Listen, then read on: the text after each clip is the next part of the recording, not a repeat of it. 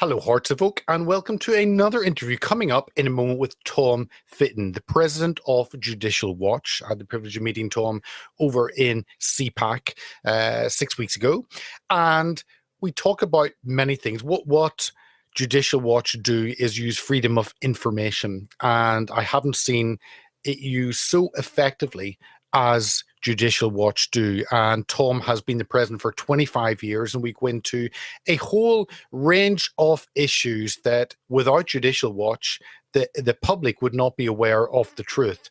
So we go into Biden targeting Christians and an FOI that Judicial Watch have just put in on the FBI and their targeting of Roman Catholic churches. Universities control from abroad. This is a story about a university receiving $500 million from Qatar.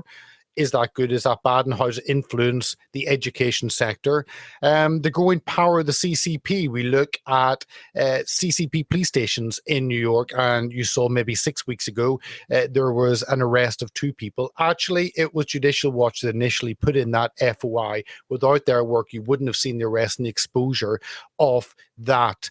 Election integrity. They put in many different FOIs in regards to states, and states have been forced to clean up their electoral rules. They've just put an FOI on Trump raid records to reveal all of those. I think 8,000 records need to be revealed. Judicial Watch have put that in. Gain of function. Again, a lot of stuff has been exposed. Hunter Biden. There's so many issues which they address, and without them these would not be exposed to the public. So Tom shares many of those stories and talks about how actually what they do can be used abroad and replicated, because many countries around the world have an FOI system, certainly in the UK and Europe. And I think we need to be aware of what we can do as citizens and actually use the institution, the legal system that we have to force the government to account. So tune in, listen to Tom share his 25 years worth of experience heading up as president of Judicial Watch. And hello, Hearts of Oak. Today it is an honor to talk to the president of Judicial Watch, Tom Fitton. Tom, thank you for your time today. You're welcome, Peter. Thank you for having me. Not all. And you can follow Tom on Twitter. All the handles are there on the screen at Tom Fitton, and judicialwatch.org at Judicial Watch on Twitter. And his latest book, just to give you an idea, published in 2020, is A Republic Under Assault, the left's ongoing attack on American freedom, which really addresses the deep state, voter fraud, illegal immigration, and there's a lot packed into that. So I'd encourage our viewers after this, if they want to delve a little bit more deeply into some of the things that Tom has discussed, the book is available everywhere. Now, Tom, for our non-US viewers, could you maybe take a moment and introduce yourself before we get into the work of Judicial Watch? Well, thank you, Peter. And I won't presume our fellow Americans here in the United States know who we are. So we're a nonprofit educational foundation. We're essentially a government watchdog group. We use often a law here in the United States. It's the bulk of our litigation called the Freedom of Information Act, which is an open records law that allows at the federal level access to records. And of course, states do it as well. They have similar laws, so we sue there. So we've been able to uncover all sorts of records about corruption issues that the media isn't terribly interested in pursuing. The Congress is arguably incapable of pursuing, but the American people desperately want to know about. And one of the things we do is we represent whistleblowers, those who've been victimized by the government for daring to blow the whistle on government misconduct, meaning government officials. And then, of course, the victims of government misconduct as well. And so in doing so, we not only advance the rule of law, but we educate Americans and other concerned citizens across the world, frankly, about the importance of clean government, honest government, and transparent government. Well, I think just on you, one thing I read on your Wikipedia, which is always good fun to read, that in 2022, researchers found that Fitton was the third most prolific purveyor of election misinformation on Twitter during the late months of 2020. That's quite a badge of honor, isn't it? I was hoping for at least a silver medal. Well, the left is obsessed with depicting anything they dispute or hate as, quote, disinformation. And of course, the communist left, which is on the rise here in the United States, they really like compiling lists. So I'm on all sorts of lists that I'm sure they'll go to if they advance the revolution far enough along to put me in jail or worse. But these are serious times, and I'm half joking, but that book title is prescient, isn't it? Republic Under Assault. I often confuse it because it sounds like a Star Wars movie title to me. But our republic is under assault, and we have this constitutional system here in the United States that the left has decided is not convenient to them anymore. And so they've let folks who don't follow the rule of law and don't care about protecting the institutions that protect our liberty. They're running the show for, in my view, an entire political party, with the acquiescence, if not too often, the allegiance of the other political party, the Republicans. On your website, and I've worked with FOIs here. We have a similar system in the UK, but how you have used them is on another level. And I think on your website, the document archive section, there are 27,000 documents. I mean, that is a huge resource of information, and it really is a window on government corruption that you've just made available to the public to use as they see fit. Yeah, I don't. It would be difficult to overstate the nature of our work in terms of the scope and what we've been able to uncover. We have thousands of Freedom of Information Act requests. I could come up with a number which may or may not be correct, but it's thousands, and it would be shocking if the actual number was certified for you. And I know it's hundreds of Freedom of Information Act lawsuits. So there's no one who does more litigation to uncover what the government's up to, not only here in the United States, but worldwide. And, I know this is more of an international audience, is that, we're kind of unusual here in the United States, given our work. Now, I'm pleased to say, because of our aggressive heavy lifting on FOIA, others now know about it as a way to get access to information. But it's relatively unique here in the United States to just have a group focused on uncovering and battling government corruption.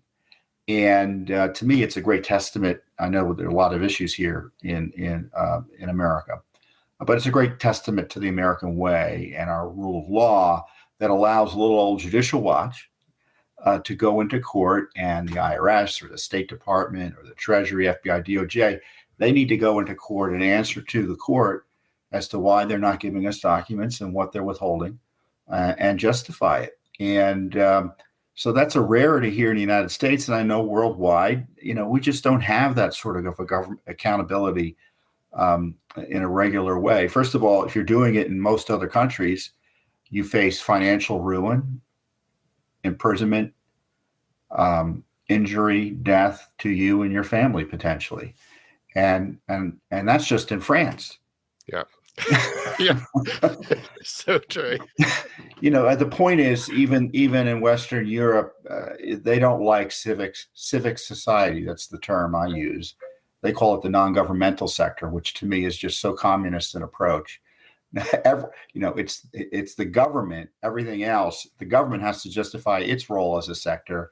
The NGOs don't need their own little sector. We should be running the show, non-government entities. But and I don't need to tell you, in the United Kingdom, there are just few independent civic groups. Usually they're either creatures of the government or of the parties.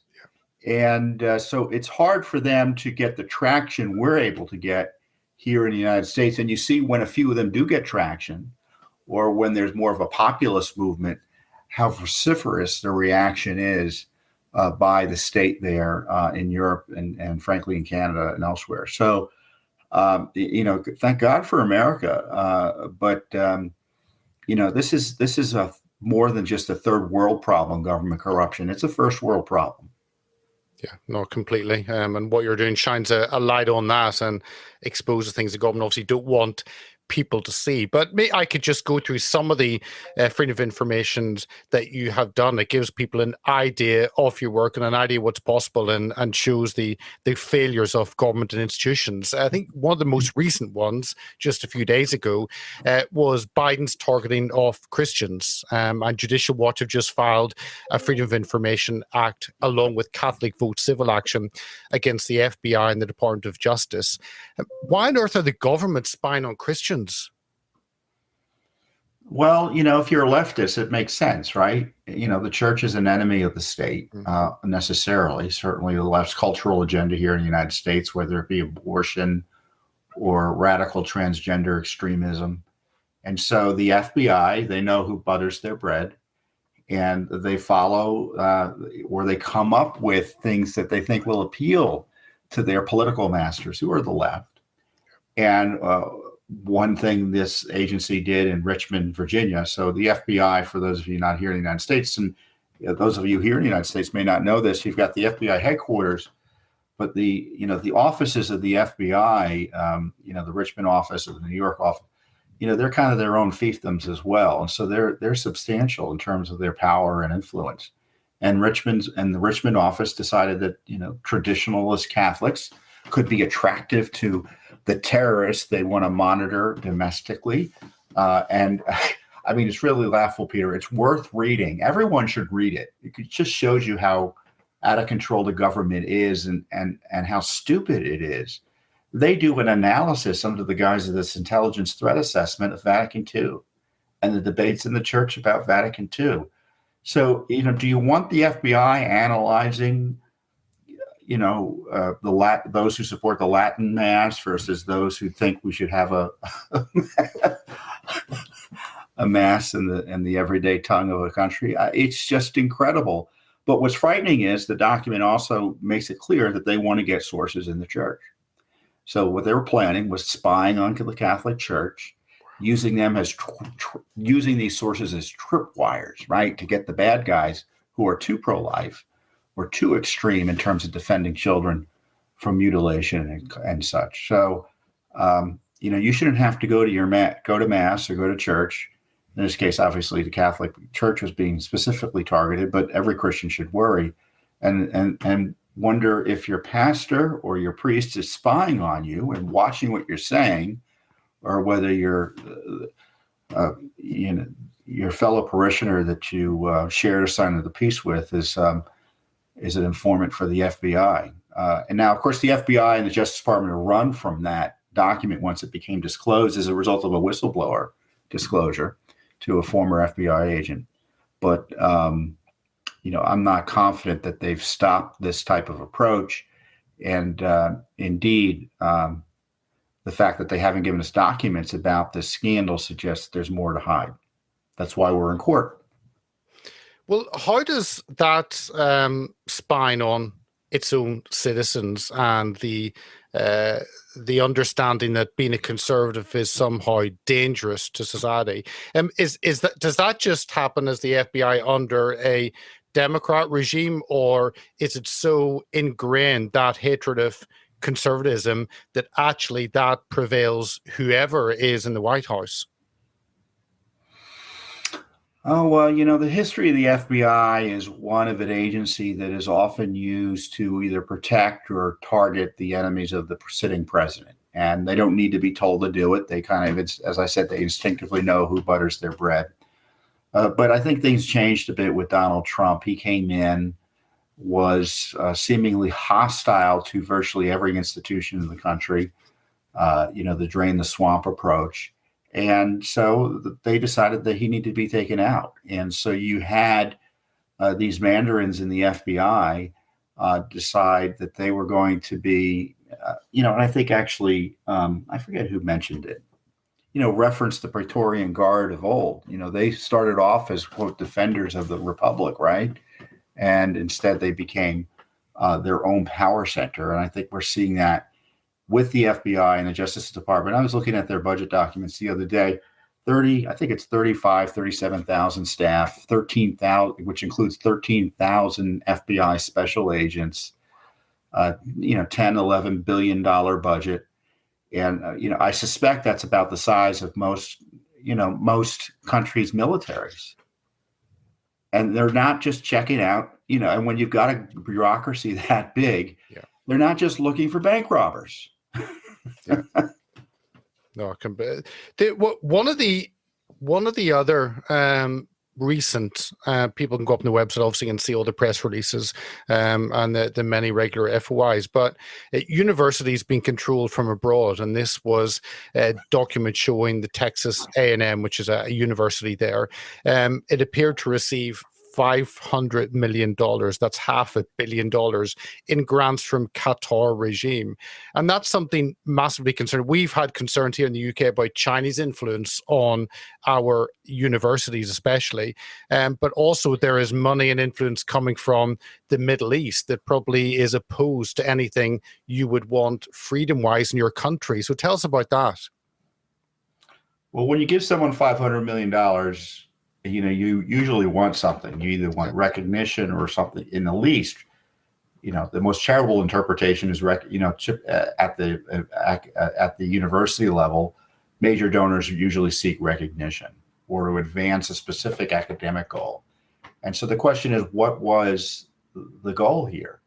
And I think again, it's one thing to say, oh, look at this money, it's terrible. And you just can't draw a conclusion. Well, someone gave money a gift, therefore it's terrible. You have to see what the circumstances are. And here the circumstances are, it looks like there was underreporting of the amount that was given. And it also is only being disclosed after hard-fought litigation in state courts that went up and down the Texas courts against the Qatar Foundation, which is a front for the terrorist-linked regime there. And so, if everything was on the up and up, this would have been a straightforward request for information. Indeed, Texas A&M, I don't think, had any initial objection. We had to fight the Qatar government in lawfare here in the United States. It was really quite incredible. And to me, it's like it's easy pickings if you're a foreign government seeking to influence. You just give money to universities and such. And in the case of China, there's a kind of almost an inherent, there's a special interest group, because forget about giving money directly through Confucius Institutes or whatever the latest version of their academic fronts are. But you have let's say 500,000 Chinese residents here in the United States going to school, most of whom are paying full tuition. So the universities all of a sudden become advocates for, this potentially dangerous relationships that we develop with these foreign countries through our higher education system. Another story that broke, and I didn't realize that you had been involved in putting the FOI. We're involved in everything. Yeah, I've got it. So we talked the power of the CCP, but actually the story broke, I think, a month ago, and the headline was the Federal Bureau Investigation misled and stonewalled Judicial Watch on legitimate public record requests involving an illegal Chinese police station opening in New York. And then your FOI, actually, the people who you had put that in about, they suddenly get arrested. And that is really concerning, that a foreign government would have a police presence in the US, and it makes you wonder kind of what else is happening. But that was, again, your FOI that you'd put in.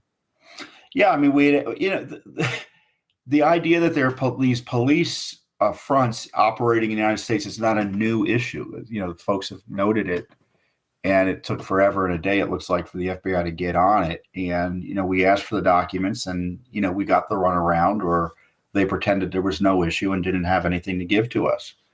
But, sometimes even a non-answer indicates government scandal and corruption. But think about, having the gall to run a police agency, practically speaking, that not only targets Chinese residents who are foreign nationals here in the United States, but American Chinese citizens, American citizens of Chinese origin.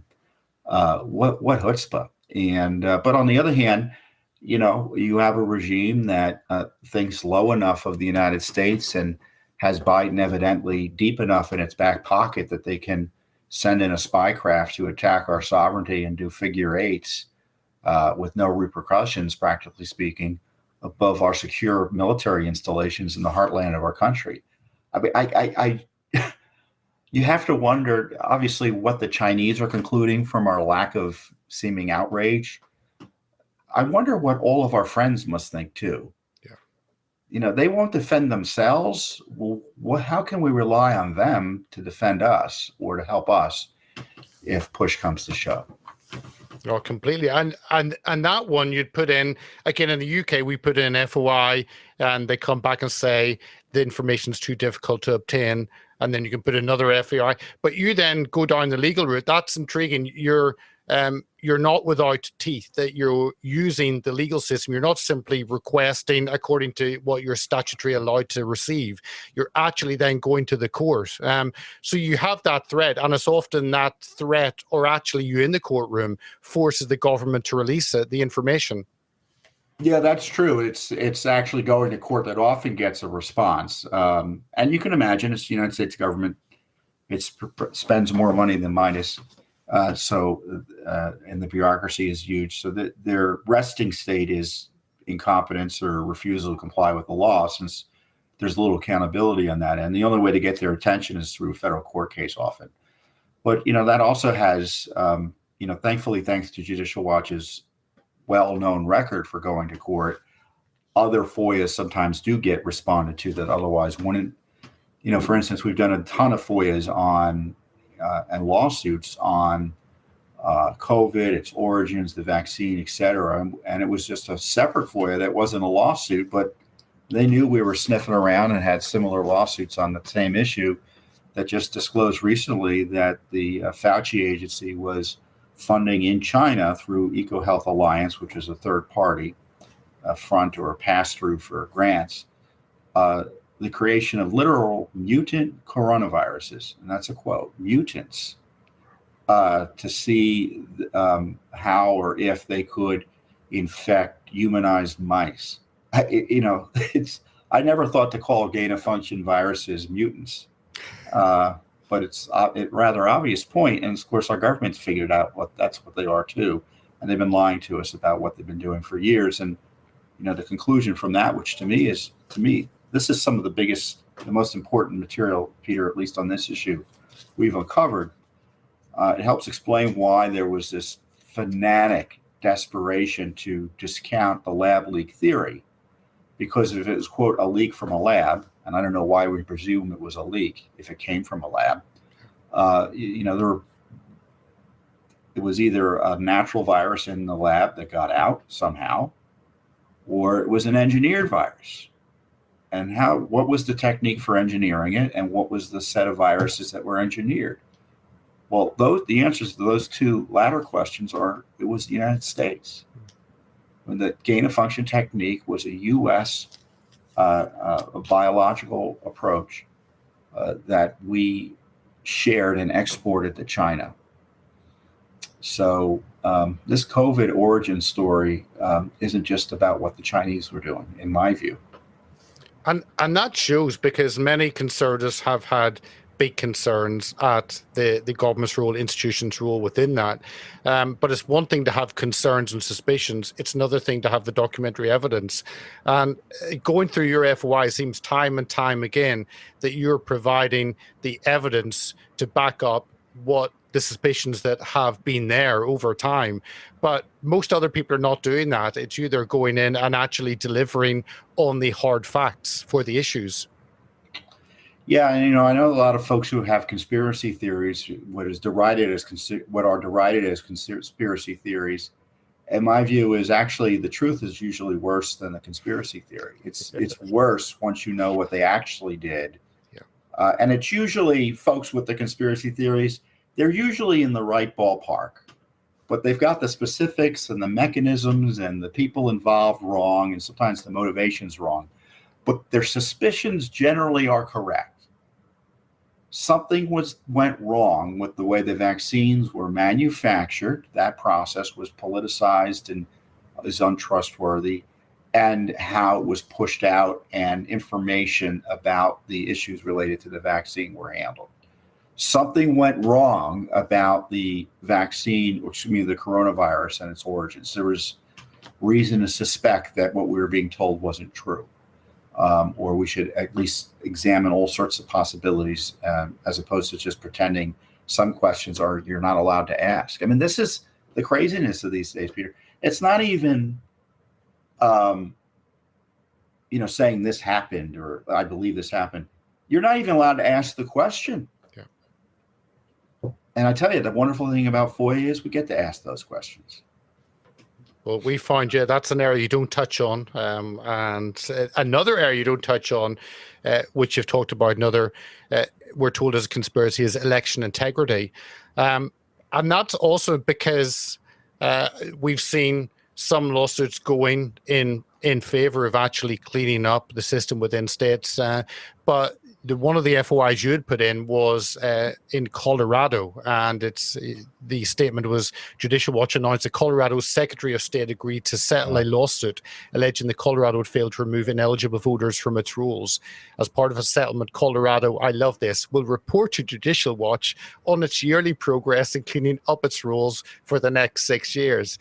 I love that they have to answer to you, but that's a state-by-state issue that needs to be addressed, and that's one state that you then had a victory on, and I guess that has to happen state by state. Yeah, well, and we've been successful state by state, and that's not the FOIA. That's not Freedom of Information Act. That's a law that allows, under federal law, aggrieved parties to sue states and localities that aren't taking reasonable steps to clean up the voter rolls. And I think this translates internationally. If you have a list of people who are eligible to vote, you should make sure that list is as accurate and up to date as you reasonably can, because it invites fraud, right? If, so-and-so moved and died, I'm still getting their ballot, or I know, their name is on the list, I'm going to vote in their name or do something else nefarious, which is why the law requires the list to be cleaned up. It's not just Tom Fitton being worried. That's the reason the law is there. Otherwise, why would you have it? And of course, at the federal level, the leftists running the Justice Department have little interest in cleaning up voter rolls, because I believe, certainly here in the United States, and I'm not naive, that both sides of the aisle are often tempted to mess with election results. But they don't want cleaner elections here in the United States. And I think it's because I can't think of any other reason they oppose voter ID, they oppose cleaning up the rolls, they want to expand the idea of voting from one day through entire months. They want unsupervised voting, which is the way to think about mail-in balloting. And that's something that no one else does. And I don't like the point to say, oh, no other country does this, because usually most every other country does things wrong. But I don't think any sensible person thinks that having millions of ballots be mailed out and people filling those ballots out and just mailing them back is any way to run an honest election. No, completely. And necessarily undermines confidence in the election system. Even if people participate in it, they realize, boy, how do they make sure no one is being intimidated when they vote? How do they make sure, no one is, that the actual voter who sends the ballot in is who the person says they are? Oh, if they collect ballots, how do we know those ballots are collected properly? And there's certifications about their origin. There was no intimidation in the collection process. None of that is, practically speaking, checkable under the new systems that were set up under the pretext of the COVID pandemic. Oh, complete. Well, I know we often look to the States for hope here in Europe, but we've just had an election, and maybe one thing the US can learn from the motherland is that we actually do paper ballots. It's all counted on the one day, and we don't use any voting dominion systems, and it's all done and dusted, and by 3 a.m. the next day, you've got a result. And actually, and there's no excuse for the United States not to be able to do that. People say, well, the United States is a bigger country. Well, we don't run elections nationally. It's state by state. So there's no reason any major state in this nation can't figure out who won on election day. And we've also had another breakthrough where they now require voter ID. So the left have realized it's not actually racist to ask someone for ID. So we've had another breakthrough. Well, it's funny, the left used to not like vote by mail because it used to be used by elderly Republicans to vote. And then they decided they liked it. And everyone used to understand vote by mail was a kind of a recipe and invited voter fraud until it became politically, until they realized, well, we kind of like that, so let's do more of it. One of the other big things has been the Trump raid records. And I know you'd put down FOI. And I think last month you had said that the National Archives had released 1,200 pages of 8,000 records about that unprecedented raid. Tell us about that, because it's vital that the American public know what was behind that, the reasons, the conversations. And I guess that will be another case if you then go into court to force those release of the other, 6,500 documents. Well, let's take a step back here, Peter. Back in, it was like 10, 12 years ago, we found out that Bill Clinton had tapes of recordations of his conversations with foreign leaders and members of Congress that he kept after he left office, right? And we thought, well, isn't that a presidential record? I don't need to explain, practically speaking, what that might mean. Talking to foreign leaders typically are, those talks are almost always classified inherently. And we went to court, and the Justice Department and the National Archives, which is the federal bureaucracy that handles presidential records, their preservation and such, they came to us and said, no, you can't force us to get these records. And the court said, you have to defer to the president. He gets to decide what's personal and what's not. And the Justice Department in a court hearing said, you know what, if he has records after he leaves the Oval Office, they're presumptively personal. So compare and contrast that with their new position, 180-degree difference with President Trump. And so the same archives that went out of its way to protect Bill Clinton's right to keep whatever records he wanted, conspired against President Trump to try to nail him on this records dispute criminally. And, it's basically a civil matter, even if it is a dispute and there's a basis for it. And now they don't want to tell us, because to get the records, it's all about transparency. Right? We got to know what the president was doing. Well, now they won't tell us what they were doing to go after the president. And to take a step further back, I'm kind of getting a little bit in the weeds there, but and in America here, the political media class, they like to talk about this as if it's serious and important. No one buys it. I tell you, there isn't a foreign leader who doesn't look at what America is doing and say, okay, the current president, his agencies are trying to jail the former president and his number one opponent in the presidential campaign. They don't need the details. They don't need but this is why it's important. This is the terrible crime. They see through it, and they see America that's no better than anyone else internationally in the way they are supposed to follow the rule of law. And I think it's a terrible national security and international embarrassment to the United States because, now our moral, the moral weight we could throw when we talked about the concerns about having fair elections and accountable government and consent of the government. Well, all that's out the window. They're trying to jail Trump simply because he opposed the wrong people here in Washington, not because of any personal misconduct. And, Putin and Xi and, frankly, Macron and whoever the current office holder is in Downing Street, that changes, I know, every 3 months. It does. It's Rishi Sunak today, but who knows who it will be tomorrow. They see what's happening in the United States, and they also recognize that attitude is there in their home countries. There isn't a major politician in any Western country that doesn't sit there because of the lack of rule, because of this contempt for consent of the government, that doesn't sit there at the sufferance of the deep state, which is, in my view, transnational in nature in terms of their attitude. Oh, completely. It doesn't mean they're conspiring, saying we got to, put this person on this piece in this place on the chessboard. No, it's an approach, and it's a shared approach. One other area, and we had Miranda Devine on a few weeks ago, the laptop from hell, and looking at Hunter Biden, and you'd filed an FOI for a gun owned by him. And I thought someone who had such a drug issue, an alcohol issue, wouldn't be eligible to get a gun, but somehow. So tell us about that, because obviously Hunter Biden's background, all the business dealings, that leads directly to Joe Biden himself. Well, there are a few things there. And so he was dating the widow of his brother, and they got into a fight or a dispute, and she allegedly took his gun and threw it in a dumpster across the street from a school.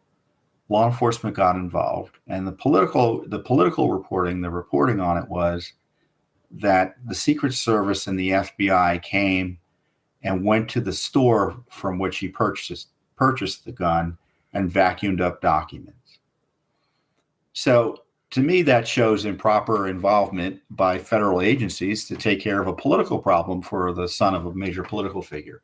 But when you think about the petty nature of what they had to come in and sweep up for, and of course, we've been suing about those records, right?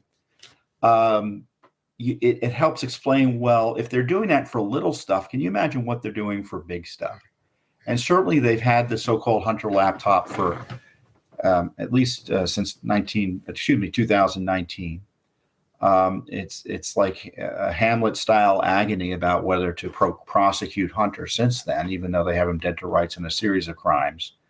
But there's new information now that just came out here from senior members of Congress that the FBI had evidence that Joe Biden had specifically been involved in a bribery scheme with a foreign national as vice president. And all the evidence that's out there from the laptop and other witnesses suggest and show that Joe Biden was a beneficiary of Hunter's business dealings. So he got a cut of the action, the infamous 10% for the big guy approach. So, Joe ran his operation like a RICO operation, a racketeering operation, a mob operation. And I think the challenge for his Justice Department, which is first and foremost moving to protect him, is they can't get at Hunter without getting and raising issues about Joe. So that's why you have this stalling and this hemming and hawing about, what you're going to go. If you go after Hunter for failing to disclose money on his tax returns, what about all the money he was giving his father? Yeah. Isn't he subject to the same type of scrutiny? And if he hasn't, why not? Yeah. We're in a crisis here. And some of that money came from the mayor of Moscow's wife. So you've got the Putin connection. Burisma, at least that was a company. So Burisma was a Russian leading company. And then, of course, you have the Chinese who had Hunter in their back pocket as well, obviously because of his name and the influence. And it wasn't like the vice president was involved in all of this as vice president. So when Putin's making decisions and Xi is making decisions, how is it they're not calculating Biden's corruption in their decision making? They're compromised, right? He's obviously has cognitive difficulties. He's compromised by the very public figures or political figures in China and Russia making these dangerous decisions. And so, maybe, does it mean we invade Ukraine because Biden's in our back pocket? No, but I would suggest it's a factor. Does it mean we are more aggressive around Taiwan or generally in China because Biden's in our back pocket? No, it's not the only reason, but certainly it's a factor. So to me, it's a national security issue, and it would be for any other country worth its salt. All the issues you kind of talk about seem to be the Democrat Party behind institutions. And I'm wondering, will it come to the point where organizations like Judicial Watch and others need to actually go after either those on Capitol Hill or those in the institutions, AGs? I mean, will it have to be actually going after those within the party itself? Well, we don't go after them under law because they are Democrats. Okay. We don't go after someone because they're Republicans. We try to apply the law or apply our focus without regard to political party. Though generally speaking, big government usually means big corruption. Yep. So we have all that money being spent. There's usually a lot of money sloshing up over the sides, right? Or it's usually being directed to political supporters as opposed to those in the public interest. So ideologically, if you support bigger government, you tend to be more involved in corruption. I mean, it's just kind of, to me, it just goes with it's part of the package. Now, Republicans, they abuse government to target us. They refuse to take action against corruption too often because they think politically it's not feasible or won't work for them, which to me is also a form of corruption. And, so this temptation is great among both Republican and Democrats to kind of abuse these powers entrusted to them, especially if they think no one's watching. And I think the problem's not insurmountable. Obviously there's always going to be, you spend $4 trillion, there's going to be corruption. Okay. But let's avoid having a Justice Department that is just thrown out all semblance of being dispassionate. Let's maybe have an FBI that is significantly curtailed, or if not radically repurposed, to focus more on traditional law enforcement than political targeting of individuals.